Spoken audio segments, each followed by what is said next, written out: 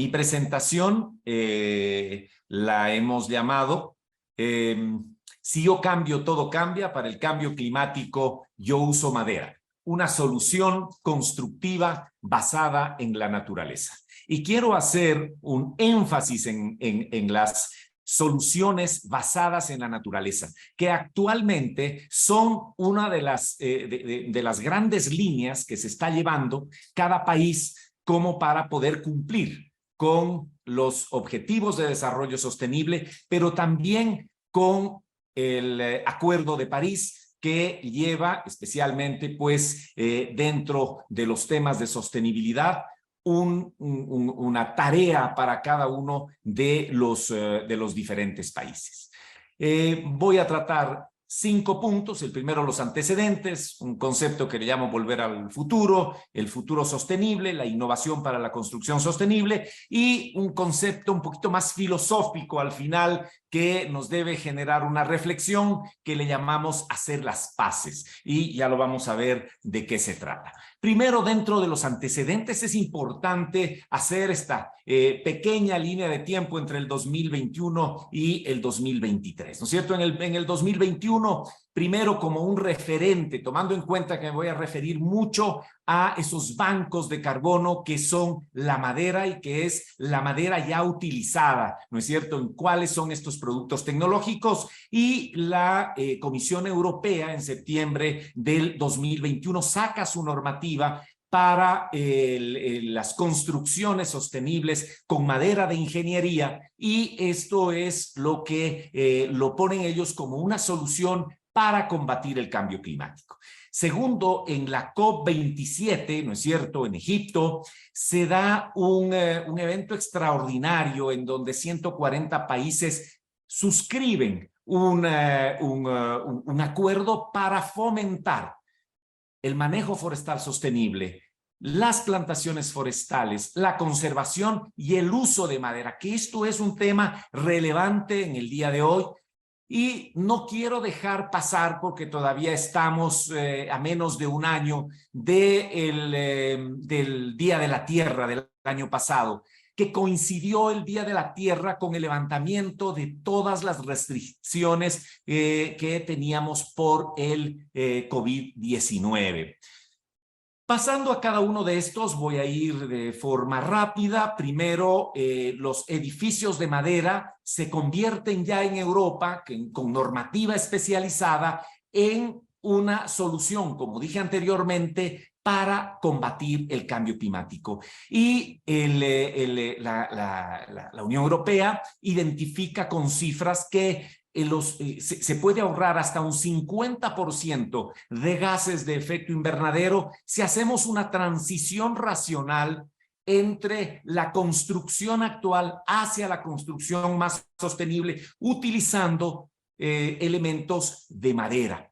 Y obviamente cuando decimos una transición sostenible, no queremos decir que vamos a tener toda una construcción de madera, aunque sí lo vamos a ver más adelante, pero debemos nosotros racionalizar el uso de otros elementos constructivos e ir favoreciendo los elementos constructivos con madera de ingeniería. Y ahí me van a escuchar en toda la presentación esta parte que es fundamental, que no es la madera tradicional, sino esa madera que le damos ya otro tipo de tratamientos. Entonces, lo que yo estoy poniendo en este momento de lo que pasa en la Unión Europea, no he querido poner lo que pasa en los Estados Unidos, lo que pasa en Canadá, que ya existe normativa desde el año 2017, en donde todos los edificios públicos tienen que ser construidos fundamentalmente de madera, con un 80%, y solamente en casos en que se demuestre que no se lo puede hacer, se puede utilizar otro tipo de materiales constructivos. Entonces,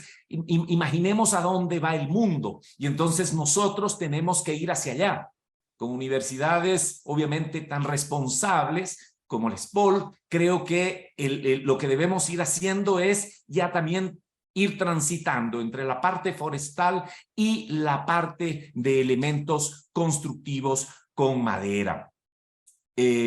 Bueno, la declaración de los bosques realmente fue extraordinaria en la COP 27 en Egipto, porque se dio dos partes. La primera parte, desde la parte de política pública de estos 140 países que crean la Alianza de Líderes por los Bosques y el Clima, ¿no es cierto? Y obviamente esto también repercute ya en la parte privada, en donde se genera un diálogo sobre bosques, agricultura, comercio de los productos básicos en el denominado FAC, por sus siglas en inglés. Y ahí reúne a productores, consumidores, líderes indígenas, para hablar sobre la relevancia de los 4 temas que hablé: conservación, manejo forestal sostenible, plantaciones forestales y uso de madera, además de otros temas de agricultura que tienen que ver con el concepto de paisaje, no solamente la agricultura tradicional como la conocemos, sino bajo un concepto de paisaje. Entonces tenemos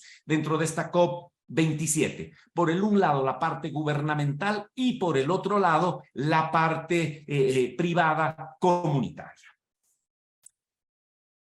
Esto tiene relación a lo que hablé del Día de la Tierra. Y aquí, cuando se levantan todas las restricciones, existe un documento de la CEPAL que es clave poderlo revisar. Invito a revisarlo porque la CEPAL da cuenta de que Latinoamérica tiene que levantarse a través, luego de la pandemia, a través de soluciones basadas en la naturaleza e integrar la naturaleza a la economía. Porque esto es un tema fundamental y ahí viene la segunda parte: cómo lo integramos a través de procesos de bioeconomía. Y esto es, creo yo, lo fundamental. Si estamos hablando de construcciones sostenibles, de construcciones con elementos renovables, estamos hablando ya de hecho de bioeconomía. Y ahí es clave poder, como academia, y sé que la SPOL, porque participé dentro de la construcción de todo este concepto del libro blanco de bioeconomía, que todavía no despunta como quisiéramos, pero la SPOL lo ha liderado y eso es fundamental. Y ahí tienen que estar justamente la madera, esa madera que tiene que venir de fuentes sostenibles para poder vincular, como ya dice la CEPAL, a la naturaleza, ¿no es cierto?, con la economía. Porque ahí hay una generación fundamental de empleos verdes también, que eso es lo que necesita el mundo actualmente. Y entonces vemos la vinculación, que no es solamente un crecimiento de la necesidad de materiales sostenibles y materiales de madera porque existe una mayor demanda. No solo es porque la demanda ha ido creciendo de forma orgánica, sino porque existen factores preponderantes en este momento, como son la lucha contra el cambio climático, que es lo que está obligando a que exista más productos forestales. Y ahí tenemos que estar como país, como región, como Latinoamérica, preparados para esto. Vamos a ver qué es el pasado. Un poquito me gusta recordar el pasado, ¿no es cierto? Y el pasado son estas hermosas viviendas, estas construcciones maravillosas que ahora las tenemos casi como museos vivientes, ¿no es cierto? Tenemos también lo que es la construcción de caña, ¿no es cierto?, para segmentos de bajos recursos. Pero esto no es lo que queremos. ¿Qué ha pasado en los últimos 80 años en el Ecuador? Imagínense ustedes que otros materiales han ido tomando el puesto que ha tenido la madera tradicionalmente. En el Ecuador se llegó hasta el 80% de uso de madera dentro de las construcciones en el país. Ahora tenemos el 6,7%. Y obviamente, ¿por qué? Porque la madera se la seguía trabajando de la forma tradicional. Ya hablaba de eso hace un momento, tablas, tablones, cuartones para la construcción. Y obviamente hay otros elementos que son mucho más fáciles, más rápidos de utilizar y también obviamente más baratos. Sin embargo, estamos viendo que estos elementos no están aportando para la reducción de emisiones, que es hacia lo que el mundo está yendo. Entonces, esto fue en la COP26, se generó un proceso de llamado a la atención muy profundo en la COP26, ¿no es cierto?, en Glasgow, y allí se genera ya el foro que vimos que lo suscriben ahora en la COP27 140 países. Y entonces lo que viene de aquí es la segunda parte de lo que yo le llamo volver al futuro, ¿no es cierto? Y este volver al futuro quiere decir que antes lo que se estaba haciendo era lo correcto. Un poco nos perdimos en el camino porque creíamos que los recursos naturales eran infinitos y que esto nunca iba a pasar. Pues tenemos que regresar a lo que ya habíamos tenido antes. Y aquí hay unas cifras, unos datos que las voy a pasar rápidamente, pero tenemos que ver que la diferencia entre construir con hormigón y construir con madera al final representa aproximadamente 2 toneladas de carbono. ¿Por qué? Porque la madera en sí, como todos conocemos, es un banco de carbono, pero segundo, la sustitución que hacemos de un metro cúbico de hormigón a través del uso de madera, esto nos implica 1.1 toneladas de carbono equivalente. Y esto es fundamental entenderlo. Yo he puesto estas dos capturas de pantalla de un video que personalmente creo que es un video que deberíamos promoverlo mucho más, que sale allá por el año 2010 con FAO en el Ecuador. Tuvimos el privilegio como Comaforce de poderlo ayudar a distribuir y que es una verdad oportuna. Este documental que lo debería ver todos los estudiantes, ¿no es cierto?, de colegios, de universidades, de escuelas también, ¿no es cierto? Es un documental que ya en su tiempo nos lleva a pensar a dónde tenemos que llegar. Y entonces, en este video se puede ver y se trata al árbol como esa máquina fantástica, le llegan a decir, que es la solución para lo que viene en el futuro, ¿no es cierto? Entonces, y estamos hablando de temas de mitigación, pero también estamos hablando de temas de adaptación, porque la mitigación, como todos conocemos, puede darse en cualquier parte del planeta a través de las plantaciones, pero la adaptación, que es un tema local, tiene que ver con la utilización justamente de productos renovables y que sean sostenibles en el tiempo. Bueno, aquí podemos ver nuevamente que ya desde el 2004 el Instituto Internacional para el Medio Ambiente y el Desarrollo ya habla de utilizar la madera como una solución para la mitigación del cambio climático. Vuelve a dar los datos referidos anteriormente, pero tenemos que irnos dando cuenta que esto ya viene empujándose en el mundo con mucha fuerza, ¿no es cierto? Entonces, ¿por qué pongo este dato? Porque nosotros en el 2004 como país todavía tirábamos piedras para ver si es que dejábamos los árboles en pie, si es que no se plantaba ningún tipo de árbol, y entonces estábamos en esa disputa como país. Sin embargo, ya se estaba hablando de esta solución basada en la naturaleza. 20 años después de eso, el Ecuador tiene ya otro espacio para hablar del sector forestal. Miren ustedes este foro, en el 2004 no se podía dar, existía una polarización de los sectores. Entonces, ahora que estamos ya en unas condiciones distintas, es el momento desde los diferentes sectores, público, academia, privado, comunitario, obviamente seguir impulsando este tipo de procesos. Nada más comentarles de un ejercicio extraordinario en el 2018, mientras cursábamos el diplomado de construcción sostenible, trajimos a los arquitectos que diseñaron el proyecto Quayside de Google, que fue en el año, lo diseñaron desde el 2015, en el 2018 fue el proyecto estrella de Google, fue la primera vez que no era un proyecto tecnológico y que consistía en la construcción. Ya la ciudad está en este momento casi en el 100% construida en Canadá. Es una ciudad de Google, de edificios de 14 pisos que son edificios de madera. Y esto era lo que nos vinieron a presentar en ese momento y un poco era el decirnos hacia allá va el mundo. Y la pregunta que salía de ese mismo foro es ¿y hacia dónde van ustedes? ¿No es cierto? Porque mientras en otros países crece el uso de madera de ingeniería para construcción, nosotros decrecíamos, ¿no es cierto? Y entonces aquí podemos ver el impacto que tienen aquí, pues, las diferentes fuentes de emisión de gases de efecto invernadero, y nosotros podemos ver que en el mundo, en el tema de energía, es el 73%, ¿no es cierto? Pero miren ustedes la energía que tiene relación con la construcción de edificios, 17%.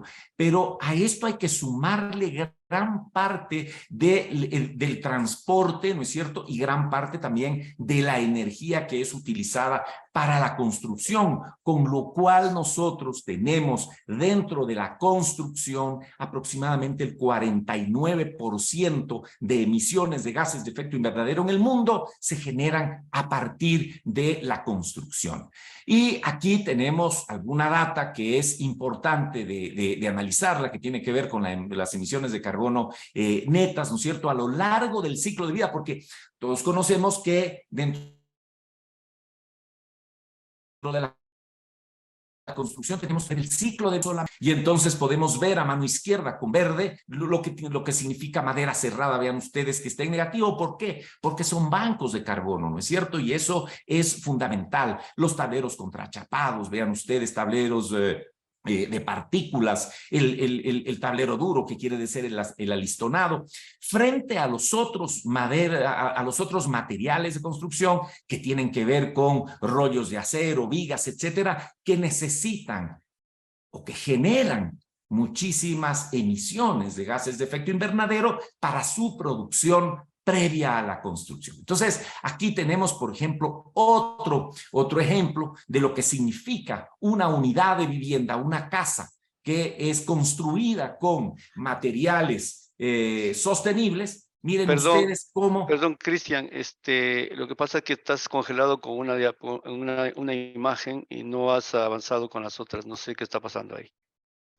¿En qué imagen estamos? El uso de la Por madera favor. disminuye la emisión de CO2. Hasta ahí está congelado. Y de ahí para adelante no ha avanzado la presentación. Perdón, ¿en esta tal vez? No sé si vuelves a compartir porque sigue la misma. Si me permiten un momentito, voy Sí, a dejar de compartir. disculpa la interrupción, pero No, no, estabas no, qué poniendo bueno, más énfasis bien a muchísimas gracias. Adelante, adelante. No sé si ahora se ve. Sí, correcto.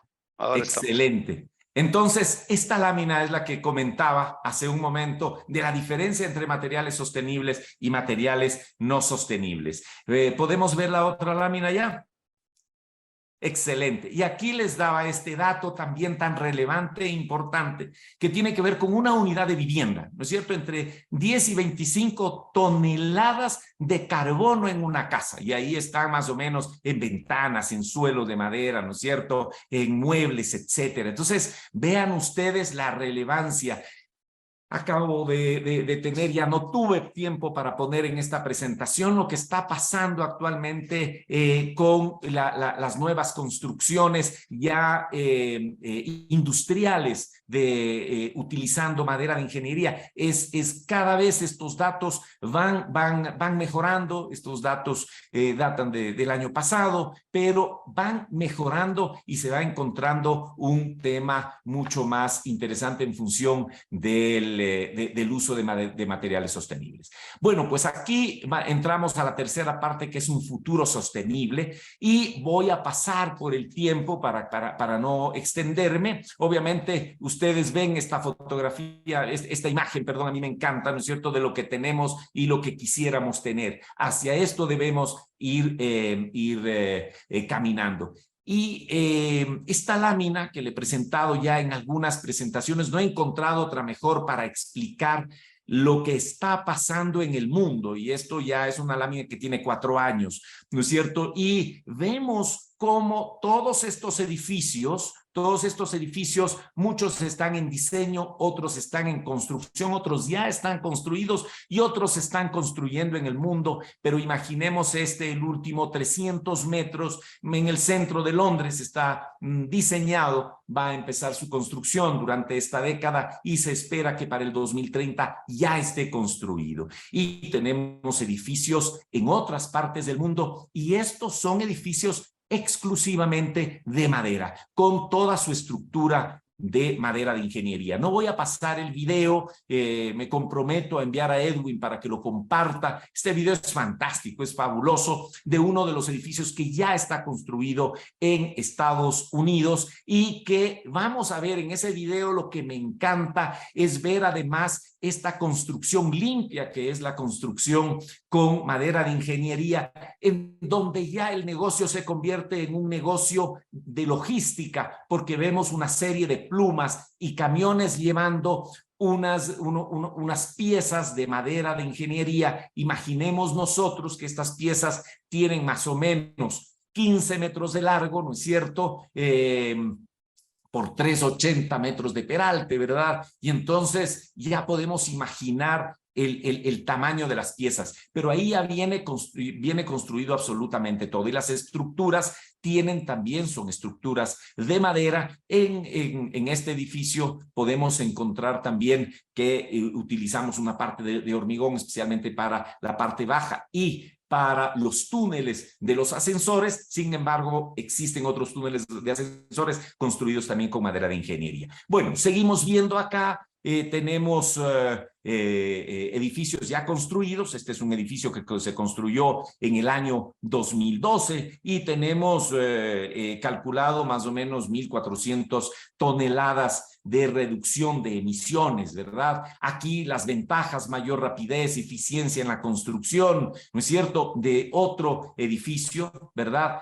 Aquí es otro edificio en construcción, menor contaminación acústica, aislamiento térmico, costo de producción. Toda esta presentación la tiene Edwin, que la va a compartir. He puesto bastante información para que lo puedan ir ustedes leyendo y viendo en dónde consiguen también esta información. Si ustedes requieren, también se las podemos enviar nosotros, porque estamos realmente promoviendo estas soluciones constructivas basadas en la naturaleza. Vean ustedes edificios y construcciones que ya están en este momento en el mundo, ¿no es cierto? Un estadio, este proyecto T3, que es también espectacular en Minneapolis. Miren ustedes lo que tenemos en la parte izquierda, en la parte en Tokio. Este rascacielos, miren ustedes, 350 metros se lo proyecta para el año 2030 también. Entonces, miren ustedes cómo las ciudades cambian de perspectiva con este tipo de edificios. Y aquí esta supermadera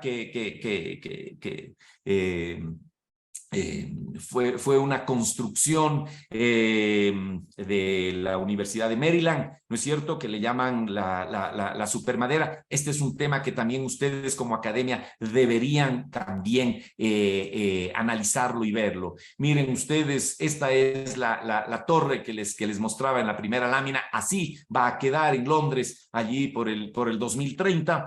Miren los puentes. Estos son puentes en Canadá. Y más o menos para que tengamos una idea, las vigas tienen una luz de aproximadamente 120 metros de largo. ¿Cómo se construyen? ¿No es cierto? Vigas laminadas. Y esto es lo que ya se viene construyendo desde hace muchos años en el mundo, ¿no? Vean ustedes en la parte de arriba izquierda, esta es la destilería de Macallan. Cuando Sergio Rubecki, que lo trajimos en el año 2016 para que nos dé unas charlas, nos mostraba esto, estaba en plena construcción. Ahora ya está construido. Y vean ustedes cómo se mimetiza con el ambiente, y debajo hay una construcción gigantesca. Es toda una destilería hecha de madera de ingeniería. Tenemos en las otras láminas a la derecha una de las estaciones de tren en Londres, que además internamente tiene un jardín botánico. Entonces, esas estructuras de madera son posibles, ¿no es cierto? Ahí necesitamos la universidad, la academia,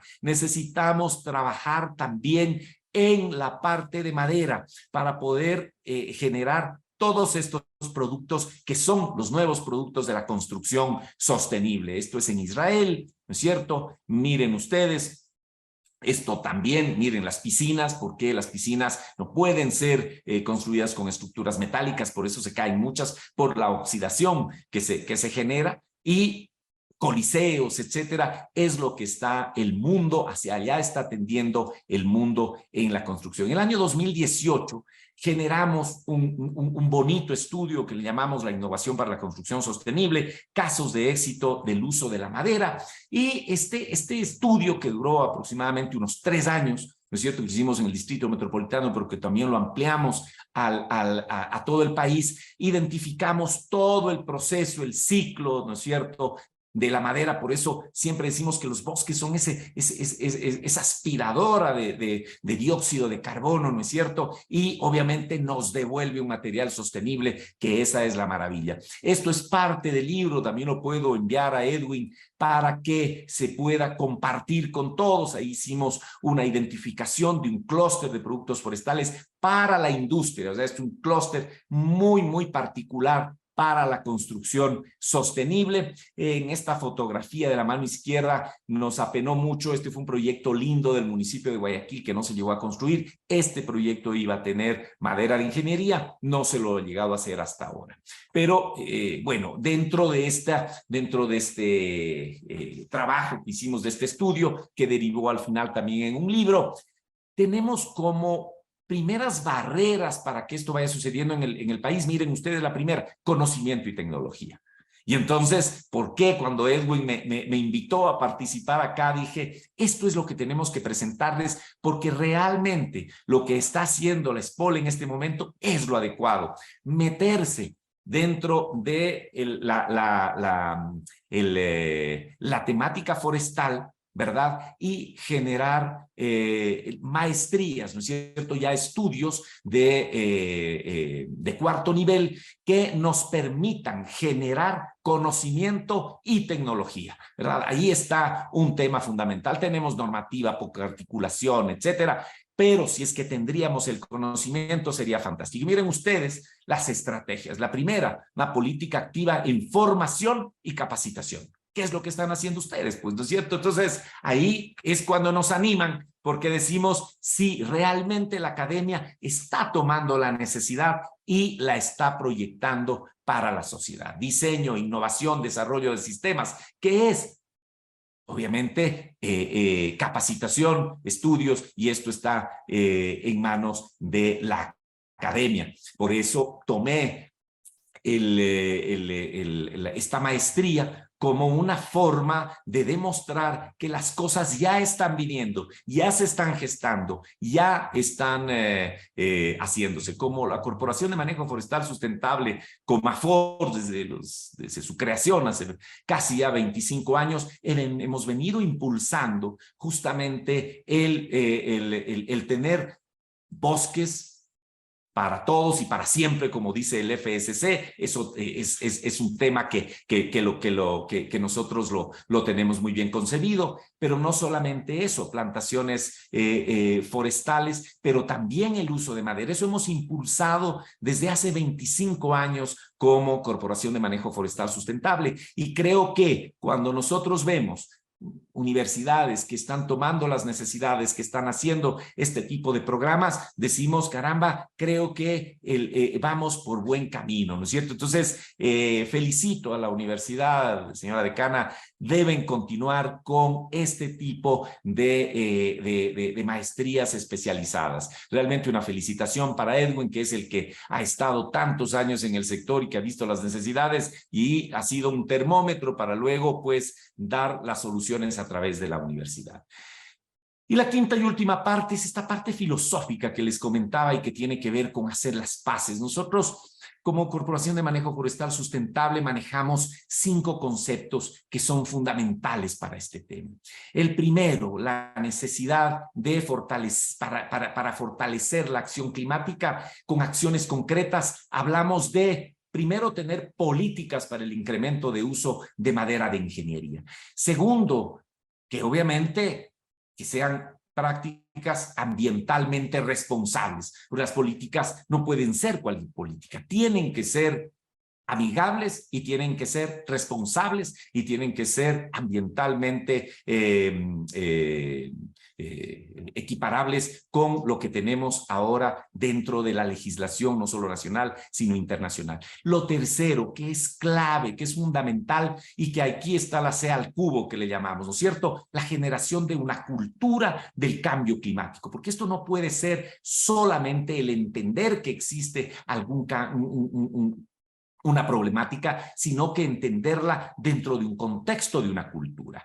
Y obviamente que también que se entienda que es una economía derivada, hay que generar una economía derivada del cambio climático, y ahí vienen las soluciones basadas en la naturaleza. Ahí está lo que habla la CEPAL, ¿no es cierto?, para Latinoamérica. Y por último, que se construyan sociedades más empáticas. A esto le llamamos hacer las paces. Para eso tenemos obviamente todo una estructura que ya Naciones Unidas nos lo ha puesto, que son los ODS, que Cristian también ya lo topó dentro del tema forestal, ¿no es cierto? Y siempre hablando de estas 5 P's que son fundamentales, ¿no es cierto? Tener a las personas, ¿no es cierto?, como el centro, ¿no es cierto?, el poner fin a la pobreza a través de nuestras acciones. Si nosotros estamos generando una cultura forestal donde haya un manejo forestal sustentable, unos procesos de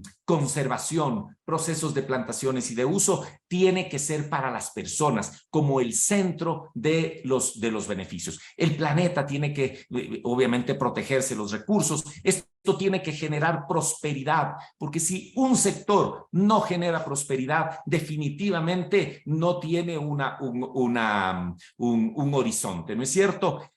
Cuando existe prosperidad, cuando en realidad existe una disminución de la pobreza, vamos a generar, vamos a fomentar sociedades pacíficas y justas, ¿no es cierto? ODS 16 estamos hablando fundamentalmente, y terminamos con lo que estamos ejerciendo en este momento, porque este es un ejercicio de alianzas del ODS 17. Estamos tratando de aliarnos con la academia, con profesionales y con otros actores que el día de mañana puedan llevar estas ideas dentro de sus comunidades. Y solamente para terminar, he puesto un tema nada más, tantas innovaciones que existen. Miren ustedes lo que está pasando con la fibra del eucalipto, que ya el algodón en el planeta, ya no se puede seguir plantando más algodón. La lana, obviamente, tenemos unas limitaciones, ¿no es cierto? Y el eucalipto sale, solo por poner el eucalipto, también tenemos la fibra del bambú y otras fibras, pero he puesto la del eucalipto en este caso,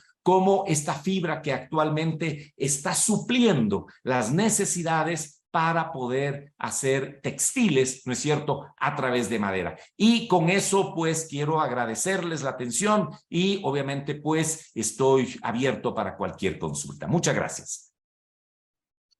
Muchísimas gracias, Juan Carlos. Excelente la visión y la motivación de cómo el sector de corporaciones forestales está incidiendo en que más actores empiecen a entrar en la visión del desarrollo sostenible basado en el tema forestal, la madera como recurso importante. Me voy a permitir hacer o puntualizar algunos hitos que comentaste en tu presentación. Una de las principales, pensar en que el sector forestal es una solución basada en la naturaleza, eso lo remarcaste bastante, y es bastante importante analizarlo, porque obviamente aporta mucho hacia el esfuerzo de lograr esta visión de los ODS, Objetivos de Desarrollo Sustentable. Sin lugar a dudas, la naturaleza es la que nos provee todos estos elementos para lograr complementar esos objetivos. Algo importante también que remarcaste es que la madera ya cambió de chip, y hay que cambiar el chip mental de los profesionales también. La madera desde la visión de diseño ingenieril, una cosa tremendamente importante. Creo que es ahí donde se puede lograr muchísimas cosas. El diseño ingenieril obedece a unas concepciones de saber las capacidades de los recursos con los que trabajo, las capacidades que tiene la madera, las ventajas que tiene frente a otros elementos constructivos, y todo esto cumple un rol fundamental que tiene que ver con el tema de, mientras está desarrollándose, las plantaciones forestales obedecen a un concepto de paisaje, reducción de emisiones, captura de carbono. Y por último, el diseño de esta madera bajo un concepto ingenieril. Muy importante esto. Esto se enmarca también dentro de algo que remarco mucho, el concepto de bioeconomía, que es clave para vincular a la naturaleza con esta economía. Es decir, empresas, empleos, sociedad verde, que fue lo que remarcaste bastante. Sociedad verde que hace que esto funcione. Adicional, los elementos constructivos, me puso un poco preocupado. Lo que hiciste es una lámina tremendamente importante de que en la actualidad o hace algún tiempo, los recursos madereros apenas aportaban, o actualmente en la construcción está aportando un 6.7% de la totalidad de los recursos que se utilizan en una construcción. Pues sí que hay que hacer el cambio. Y por eso ese procesamiento y modelación de tantos edificios que hacen que esa diferencia cambie radicalmente. La idea es subir esa visión de ese uso de 6.7% de materiales constructivos en madera hacia quizás un 60% de estos elementos. La ingeniería lo permite, la ingeniería lo tiene como solución, y es interesante que haya rescatado esa cifra, que es muy, muy interesante verla desde una visión constructivista que tiene que mejorar. Y por último, cerrar la charla o cerrar este comentario en esta constante que tú mencionas, que es la C3, cultura de cambio climático. Muy importante esto. La madera viene visualizada en metros cúbicos. El carbono tiene que visualizarse en esta concepción exponencial. Por lo tanto, la madera se convierte en un recurso que tiene que romper esta ecuación. Y es la única, adicionalmente de otros elementos que hacen fotosíntesis, que rompen esta ecuación que nos está complicando como humanidad. Eso un poco para poder remarcar, es un poco más complejo, hiciste muy buena referencia a todo. Te agradezco infinitamente, Juan Carlos, por tu presentación, y voy a dar paso a unas dos preguntas. Uno quizás que es muy de lo que estamos viviendo actualmente. Pedro Cedeño pregunta si esas construcciones son sismos resistentes. No sé si podrías comentarnos algo, Juan Carlos. Sí, a ver, en el 2015 fui invitado por FAO a Roma, y allí se vieron varios temas. Uno de los temas era la capacidad sí, de sismoresistencia que tenían los edificios. La maqueta que tenían, imaginémonos una maqueta que estaba en escala 1.5, ¿no es cierto? Era un edificio de 18 pisos. Y a ese edificio de 18 pisos se le daba las intensidades sísmicas más grandes que se habían tenido en el planeta. Con ninguna colapsó, con ninguna. Entonces, creo que eso es la primera parte de la respuesta. Nos vamos al sismo, al terremoto del año 2016. Pudimos ir a hacer luego unas revisiones por unos proyectos que presentamos de uso de madera y de bambú en ese momento. ¿Cuál era la grata sorpresa para todos? Todas las viviendas que fueron construidas con madera y con bambú no sufrieron ningún tipo de afectación. ¿Cuáles sufrieron afectaciones? Las que tenían madera y en algún momento la sobrecargaron con bloques de cemento. Eso no puede ser, porque ahí no había un diseño ingenieril. Lo único que se hizo es cargar estas construcciones. Pero todas las que tenían madera o bambú no tuvieron absolutamente ningún problema. Muchas gracias, Juan Carlos. Igual pido disculpas a las personas que pusieron en el chat algunas preguntas, pero voy a dar paso a una adicional. Dice, se ven geniales estas edificaciones y productos hechos de madera. Sin embargo, me gustaría saber cómo contemplan el impacto que generan por la deforestación de los bosques. ¿Promueven planes o programas de reforestación enfocados a la conservación ambiental? Te agradecería la Excelente. respuesta. Sí, yo definitivamente, gracias por hacerme a la pregunta. Si no, iba a tomarme un segundo porque vi que María Isabel también le preocupaba este tema. Y a ver, lo que tenemos que ver en este momento es que todo lo que significa madera de ingeniería, ¿no es cierto?, viene de plantaciones forestales con fines comerciales. Esto es el primer elemento que es clave. Todas esas megaconstrucciones que vimos hoy día en la presentación, ninguna se hace con madera de bosque nativo. ¿Por qué? Porque lo interesante de la madera para ingeniería no comienza cuando la industria recibe la madera, sino inicia desde la conceptualización de la plántula, la investigación, la silvicultura, perdón, que tenemos, y luego el aprovechamiento. Entonces, absolutamente toda la madera que viene para construcciones de ingeniería tiene que venir de plantaciones forestales con fines comerciales. Es por eso que en el año 2012 lanzamos el programa Ecuador Forestal 2032, que fue la base para que el presidente de ese entonces, el presidente Correa, declare al sector forestal como un sector prioritario, y además se genere el programa de incentivos forestales con fines comerciales, que terminó su primera fase y que Edison seguramente nos va a conversar de la segunda fase. Y es por eso que estuvimos el sábado con el señor ministro de Agricultura viendo la necesidad de generar plantaciones forestales con fines comerciales de una forma mucho más amplia. El país, la estrategia forestal que existe en el Ecuador es de plantar 1 millón de hectáreas de plantaciones forestales con fines comerciales, que esas son las que tienen que dar la materia prima para este tipo de producto y para otros también, ¿no es cierto? Pero todo es de plantaciones forestales con fines comerciales. Cierro ese capítulo y no dejo de decir este tema que es fundamental también. A los bosques nativos no podemos dejarlos sin un manejo forestal sostenible. No lo podemos dejar porque en el Ecuador, por ejemplo, existen muchísimos bosques secundarios que si es que no se les da el manejo adecuado, que si no se les hace un aprovechamiento selectivo de acuerdo a planes de manejo forestal sustentable para otro tipo de industrias, para otro tipo de productos, el día de mañana perdemos los bosques. Los bosques deben tener valor, ¿no es cierto? Y hablar de valor no es hablar de precio. Los bosques tienen que ser valorados desde la óptica de servicios ecosistémicos y también desde la óptica de producción. No nos olvidemos que el servicio ecosistémico de abastecimiento, que se llama, ¿no es cierto?, como el de agua, etcétera,